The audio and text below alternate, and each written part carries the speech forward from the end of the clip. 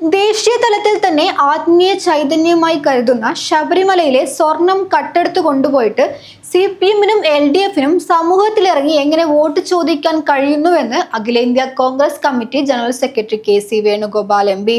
ചെറുവത്തൂരിൽ UDF Thrikaripur നിയോജക മണ്ഡലം തിരഞ്ഞെടുപ്പ് പൊതുയോഗം ഉദ്ഘാടനം ചെയ്ത് സംസാരിക്കുകയായിരുന്നു അദ്ദേഹം.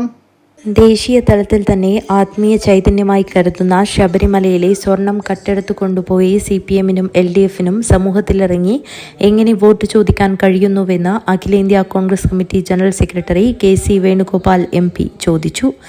ചെറുവത്തൂരിൽ UDF തൃക്കരിപ്പൂർ നിയോജകമണ്ഡലം തെരഞ്ഞെടുപ്പ് പൊതുയോഗം ഉദ്ഘാടനം ചെയ്ത് സംസാരിക്കുകയായിരുന്നു അദ്ദേഹം. ശരാശരി എന്ന മണ്ഡലത്തിൽ പഞ്ചായത്തിൽ 5 കൊല്ലം കൊണ്ട് 60 കോടി വരെ കൂലി കിട്ടിയ പഞ്ചായത്ത് 60 കോടി കൂലി.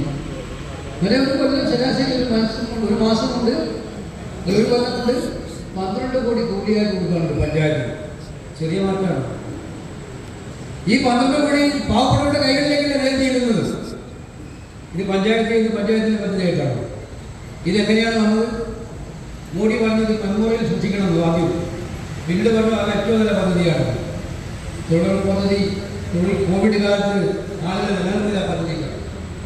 മഹാത്മാഗാന്ധി ഗ്രാമീണ തൊഴിലുറപ്പ് പദ്ധതി എന്ന് പറയുന്ന പദ്ധതി ഈ നാടിന് കൊടുത്തത് ഇന്ത്യൻ നാഷണൽ കോൺഗ്രസിന്റെ ഗവൺമെന്റ് ആയിരുന്നു എന്നുള്ള കാര്യം ആർക്കും വിസ്മരിക്കാൻ കഴിയില്ല. UDF ചെയർമാൻ പൊറായിക്ക് മുഹമ്മദ് അധ്യക്ഷത വഹിച്ചു.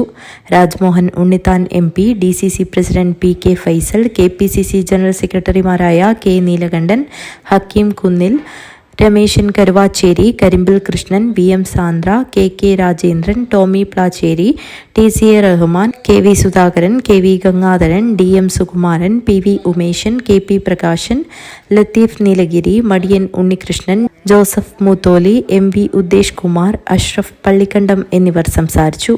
News bureau Trikaripur.